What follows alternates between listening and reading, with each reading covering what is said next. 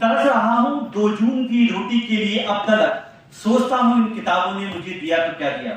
मान्यवर, ये ऐसा प्रश्न था जिसका जवाब हमने एनईपी 2020 के माध्यम से जानने की कोशिश की है। शिक्षा जो कि सर्वांगीण विकास का कारक मानी गई है, शिक्षा जो कि ज्ञान का संचय नहीं बल्कि मनुष्य की रचनात्मक अभिव्यक्ति का विकास कर, उसके अंतर्निहित गुणों का विकास कर उसे आत्मनिर्भरता की ओर ले जाने का एक साधन मानी गई है। चाहे गांधी जी की समावेशी शिक्षा का मॉडल हो, बुनियादी शिक्षा का मॉडल हो या नई शिक्षा नीति 2020, उसने आत्मनिर्भरता की ओर जोर दिया है। क्योंकि भारत एक ऐसा देश है जो वर्तमान में 140 करोड़ से ज्यादा की आबादी को लेकर आगे बढ़ा है और नई मतलब अगर हम बात करें 2011 की जो जनगणना की तो 8 करोड़ 32 लाख युवा प्रति वर्ष बेरोजगार होते हैं और उसमें 1 करोड़ युवा प्रति वर्ष बढ़ने की जो है गुंजाइश बताई गई है। ऐसे में आधारभूत शिक्षा के साथ रोजगार को बढ़ावा देने की बात नीति 2020 में की गई है। सबसे महत्वपूर्ण अगर बात करें तो ये पूरी शिक्षा नीति 5 महत्वपूर्ण स्तंभों पहुंच, गुणवत्ता, क्षमता, विश्वसनीयता और जवाबदेही पर टिकी है। अगर इसके आयाम की बात करें तो सबसे प्यारा महत्वपूर्ण आयाम है लचीलापन,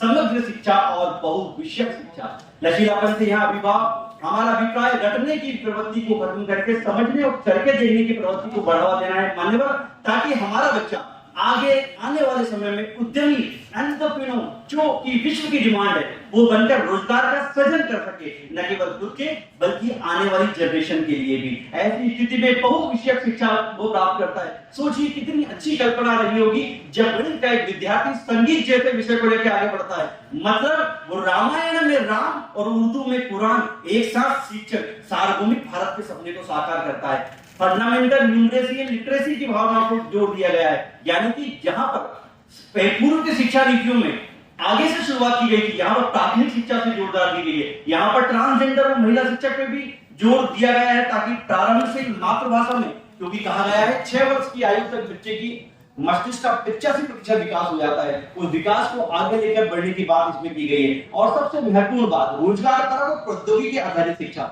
बाकी बातें हमारे साथियों ने की है।